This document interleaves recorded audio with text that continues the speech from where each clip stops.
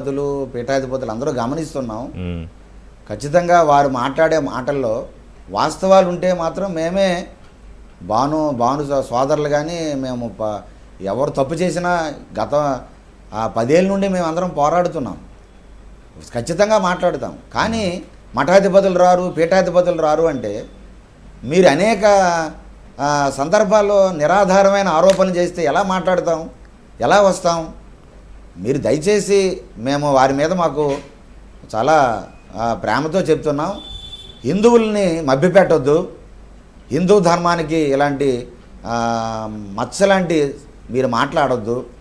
మీరు ఒక స్థాయిలో ఉన్నారు, ఒక చైర్మన్గా చేశారు, దాని హుందాతనాన్ని నిలబెట్టుకోవాలి. ఈరోజు మన తిరుమల తిరుపతి దేవస్థానం టీటీడీ ప్రపంచంలో అత్యున్నతమైనటువంటి ఒక గొప్ప అద్భుతమైనటువంటి కోట్లాది మంది మనోభావాలతో కూడుకున్నటువంటి వ్యవస్థ. ఈరోజు మీరు దయచేసి మాట్లాడాలనుకుంటే మీరు టెంపుల్ సిటీ మీద మాట్లాడండి. ఈరోజు భారతదేశంలో ఒక అయోధ్య, ఒక మధుర, ఒక బృందావనం, లేకపోతే మన అనేక పుణ్యక్షేత్రాలు ఉన్నాయి. అటువంటి పుణ్యక్షేత్రాలుగా టెంపుల్ సిటీగా ప్రకటించమనండి. మీ దానికోసం మాట్లాడండి, మేమందరం మద్దతు ఇస్తాం. ఈరోజు తిరుపతి టీటీడీ అంటే తిరుపతి కూడా పుణ్యక్షేత్రమే కదా.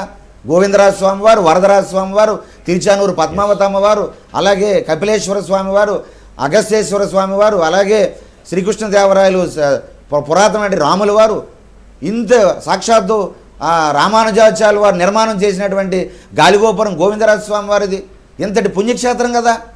మీరు ఆ పుణ్యక్షేత్రంగా ప్రకటించండి. దానికోసం మీరు మాట్లాడండి, దానికోసం మీరు ఫైట్ చేయండి. ఖచ్చితంగా మఠాధిపతులు అందరూ ఉంటారు.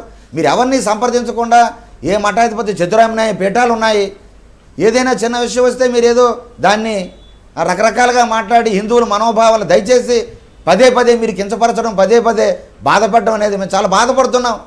దయచేసి మీరు మానుకోవాలి. కొనసాగితే మీరందరూ ఏమన్నా ప్రోగ్రామ్ తీసుకుంటారా? పీఠాధిపతులు కానీ మీలాంటి స్వామీజీలు మీరందరూ ఏమన్నా? ఖచ్చితంగా అండి, ఖచ్చితంగా ఋషి గారు, ఖచ్చితంగా మేము వారి కోరుతున్నాం.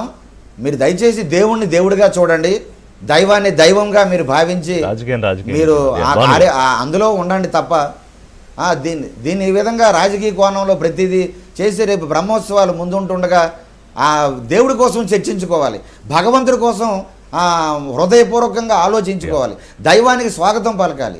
ప్రపంచం అంతా ఎదురు చూస్తుంది బ్రహ్మోత్సవాల కోసం. ఇటువంటి సందర్భంలో ఇటువంటి సున్నితమైన అంశాలని, నిరాధారమైన ఆరోపణలు చేసి మీరు చైర్మన్గా ఉండేటప్పుడు కూడా ఆ విగ్రహాలు ఉండే పరిస్థితులు ఉన్నవి. అవన్నీ విడిచిపెట్టి మీరు సమస్యలన్నీ కూడా పక్కతో పట్టించేసి మీరు ఇలా ఇప్పుడు స్వామీజీ ఏంటంటే ఇందాక నేను చెప్పినట్టుగా వారు దుర్మార్గులం అనుకున్న వాళ్ళు కూడా మంచి ఏదో ఒకటి వెలికి తీయాలని ప్రయత్నం చేస్తారు. ఎందుకంటే వాళ్ళు తీసుకున్న ధర్మం అలాంటిది కాబట్టి. బట్ సో అవతల జరుగుతుంది వేరే కాబట్టి దీనికి ఏంటి యాక్షన్ ప్లాన్ భాను గారు? ఖచ్చితంగా ఇప్పుడు